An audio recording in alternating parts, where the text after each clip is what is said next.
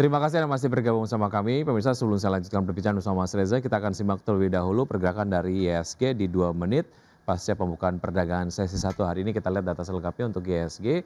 Sehingga ini bergerak melemah 0,13% di level 6.166,21 dan 5 top gainers diantaranya adalah ada MDKA, kemudian juga ada TINS, AMRT, Inco, SDMU. Top losers ada DSSA, kemudian juga ada TPIA, ada Antam, Telkom dan juga BRPT.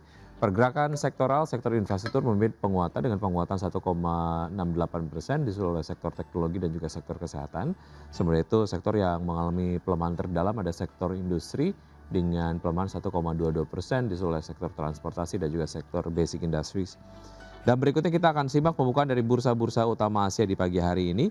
Pemirsa, seperti Anda dapat saksikan di layar televisi untuk bursa-bursa utama Asia.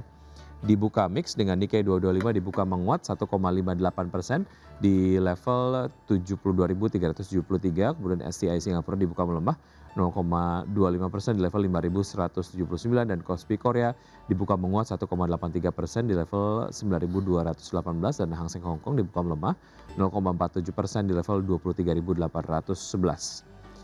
Dan berikutnya adalah saham-saham pilihan yang direkomendasikan pagi hari ini oleh Mas Reza. Di antaranya adalah ada Medco dengan support di 595, resistance di 1235. Kemudian juga ada Elsa dengan support di 535 dan resistance di 605.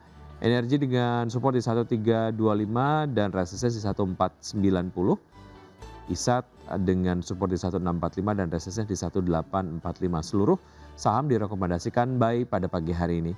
Kita ke Medco terlebih dahulu, ada jarak yang cukup jauh dari support dan juga resistance-nya. Apakah Medco ini menjadi saham yang direkomendasikan untuk masuk jangka menengah ke panjang atau seperti apa Mas Reza?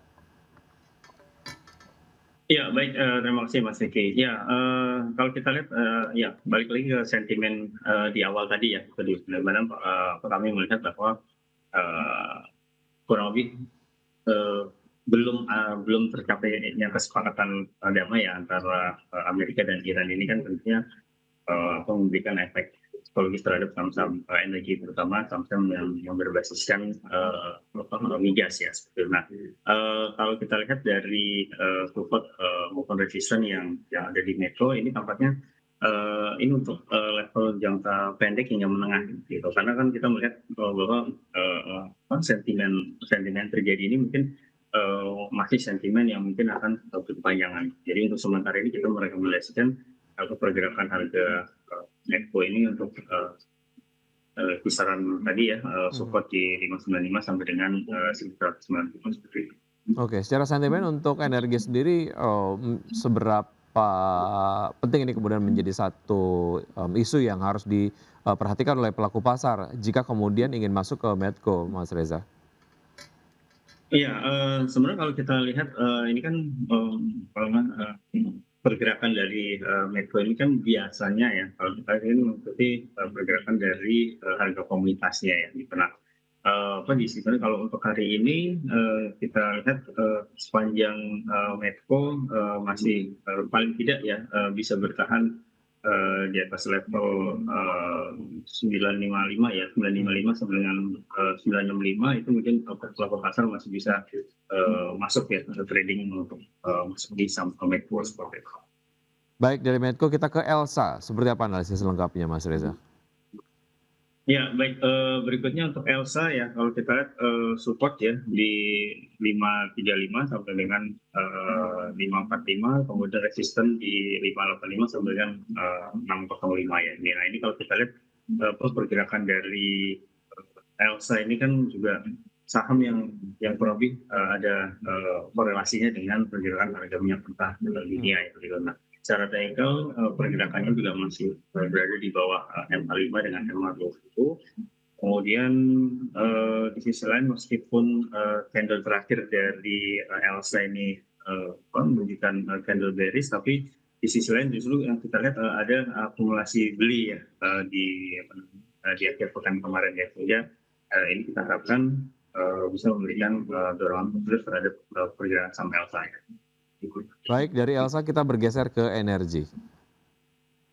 Baik, berikutnya untuk energi ya, di sini kalau kita lihat pergerakan dari saham energi support di 13.25 sampai dengan 13.35, kemudian resisten di 14.45 sampai dengan 14.90 ya. Ini pergerakannya kalau kita lihat hampir menyentuh batas MA 20 ya. Kemudian di sisi lain kalau dari indikator MACD-nya ini menunjukkan adanya akumulasi beli sehingga kita harapkan adanya sentimen dari pergerakan harga minyak mentah ini juga bisa memberikan sentimen positif ya terhadap saham dari energi ini. Mhm. Oke, itu tadi dia 3 saham yang kemudian direkomendasikan oleh Mas Reza. Ada satu saham lagi, ada Indosat ya, Ya, dari sektor energi, kemudian kita ke ya, sektor telekomunikasi, silakan. ya. Ya, baik. Berikutnya untuk ISAT ya. Nah, ini kalau ISAT kalau kita lihat support di apa kita harapkan bisa bertahan di level antara 16.25 sampai dengan 16.45, kemudian resisten di 17.90 sampai dengan 18.45 ya. Ini kalau dari candle terakhir ini sudah terlihat adanya reversal pattern ya. Artinya kalau kita lihat dari pola yang ada di ISAT, ini kita harapkan masih ada potensi pergerakan yang cukup positif di ISAT dari candle terakhir di akhir pekan kemarin. Oke, apa yang kemudian membuat ISAT lebih menarik jika dibandingkan dengan saham-saham di sektor telekomunikasi lainnya, Mas Reza? Dengan Telkom ataupun mungkin dengan emiten lainnya, Excel misalnya? Ya, kebetulan kalau kita lihat dari apa ya, dari pergerakan secara teknikalnya itu, nah secara Indosat ini sudah tertekan cukup dalam Mas ya, gitu. Sudah tertekan dalam, terus kemudian di candle terakhirnya mulai ada dorongan beli. Nah, ini volume belinya yang kita lihat lebih besar dibandingkan dengan volume beli yang terjadi pada saham Excel maupun Telkom. Apalagi kalau kita Telkom ini kan masih cenderung tertekan ya gitu, sehingga mungkin kita lihat pelaku pasar akan mencari alternatif pilihan saham telekomunikasi lainnya. Baik, oke. Dari saham-saham pilihan yang sudah direkomendasikan oleh Mas Reza, kita ingin sedikit membahas terkait dengan sektor perbankan mengenai keputusan dari Bank Indonesia untuk menaikkan suku bunga acuan di pekan lalu, Mas Reza. Apakah sebetulnya sektor perbankan serta-merta dapat diuntungkan oleh suku bunga yang kemudian tinggi, atau justru sebetulnya ada risiko perlambatan kredit yang dapat menekan profitabilitas mereka dan juga berdampak kepada non-performing loan dari sektor perbankan?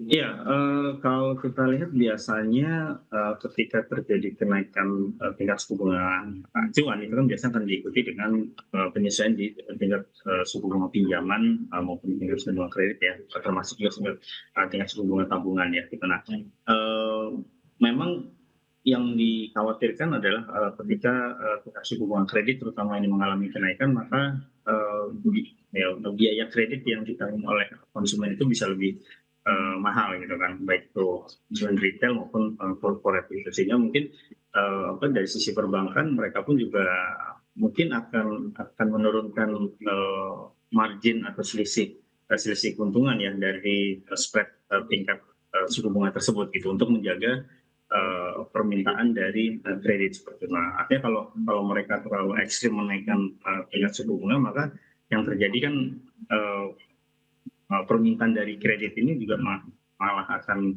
tertekan kan gitu, sehingga itu mungkin yang akan dilakukan oleh dari sisi perbankan untuk menurunkan marginnya mereka seperti itu. Baik, berbagai analisis yang kemudian juga sudah disampaikan tadi mudah-mudahan dapat menjadi referensi dan sumber informasi pelaku pasar dalam menerapkan strategi investasinya. Sebelum kita akhiri, Mas Reza, saya ingin ke proyeksi Anda mengenai pergerakan dari IHSG di hari ini. Seperti apa, Mas Reza? Ya, baik.